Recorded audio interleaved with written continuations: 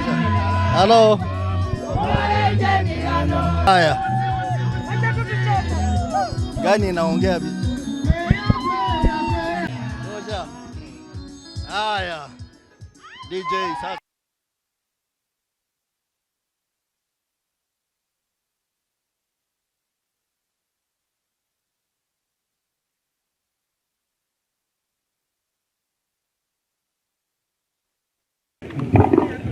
Bwana Yesu asifiwe. Asifiwe tena. Kwa majina ni Muhono kwa Yesu. Embe mno.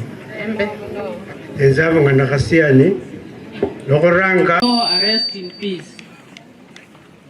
Tunapoteza kila mwaka kila mwezi, ni haya tumbariki. Mambo ya ODM Kakamega, chama kupitia kwa ile Central Management Committee ilikaa na yakaangalia hiyo maneno, ikatoa maagizo ambayo inafaa ifanyike.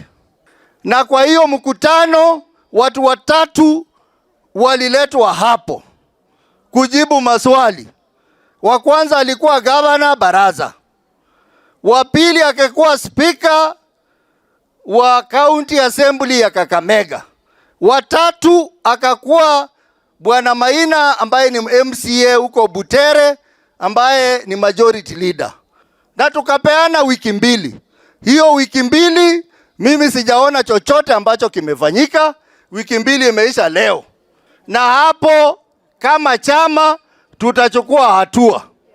Mimi kama kuna mtu ambao hawezi kupatia Oparanya heshima, yeye atakuwa adui yangu. We must still work with our leader Raila Amolo Odinga na chama chetu cha ODM. Hii mambo ya watu kutumia chama, ana mtu aende afike mahali anafika, akifika anaenda, unadharau Oparanya.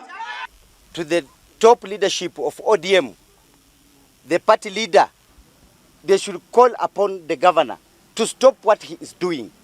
The governor is grossly mismanaging the affairs of ODM in Kakamega County. Yes. Everywhere you go, there are complaints about how the governor is mismanaging the affairs of ODM in Kakamega County. Hapa Kakamega, I want to tell our leadership of the party ya kwamba my priority is to unite all the leaders of Kakamega County. Na mimi kama kiongozi, kama mwenyekiti wa chama cha ODM, nitaendelea kufungua ofisi in all the constituencies.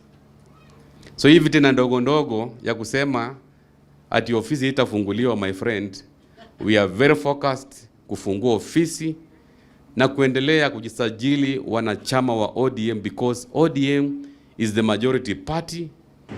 Kwa ujenzi wa kanisa hili, na hata juzi tumekuwa na harambee akatutumia pesa.